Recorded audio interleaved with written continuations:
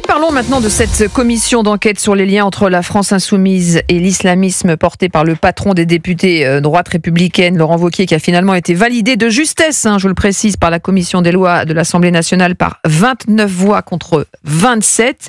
Écoutez justement Laurent Wauquiez, le chef de file des députés Les Républicains, qui n'a jamais caché que la cible était bien nommée et bien identifiée, c'était bien la France insoumise. L'objectif pour moi, c'est de faire cesser cette impunité dont jouit la France insoumise dans notre pays, cette forme de privilège rouge qui fait qu'ils jouissent dans une partie de la classe politique et médiatique d'une tolérance. Leur complicité avec les réseaux des frères musulmans, leur tolérance inacceptable sur le Hamas, la façon dont ils minimisent l'antisémitisme, les élus de la France insoumise vont être obligés de venir devant cette commission et de s'expliquer. Et donc, ce que je veux, c'est qu'on braque les projecteurs et qu'on démasque la France insoumise. Mon premier adversaire, c'est la France insoumise.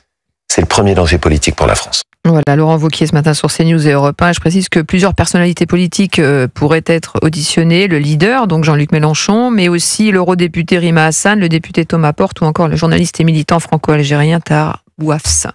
Chez William Gonadel, que faut-il attendre de cette commission ? Non, mais d'abord, je sais gré vraiment à Laurent Wauquiez d'avoir eu cette idée. Et il a persisté. Il a persisté, et les forts propos qu'il vient de prononcer, c'est quelque chose qui me tient, comme lui, terriblement à cœur. Et je peux vous dire, là, je vais m'exprimer en tant que président d'Avocats sans frontières.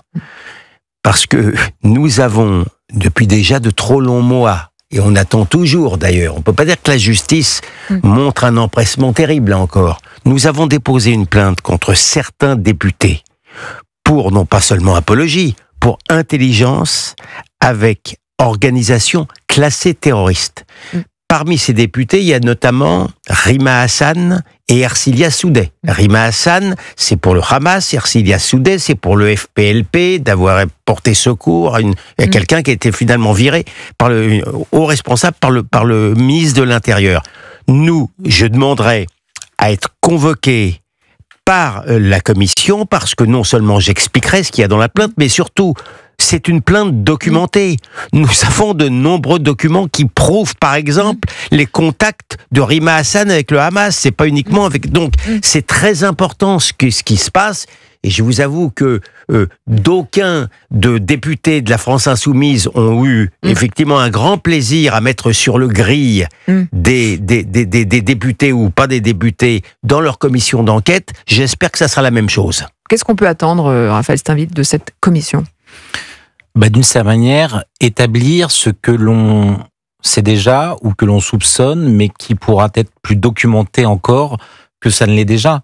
Je crois que c'est pas plus tard que cette semaine dans le Canard enchaîné, c'était révélé, en tout cas retweeté par Gilles William aujourd'hui même, on apprenait qu'un certain nombre de députés de gauche, voire d'extrême gauche, étaient payés pour écrire des tweets à charge contre Israël par le Qatar.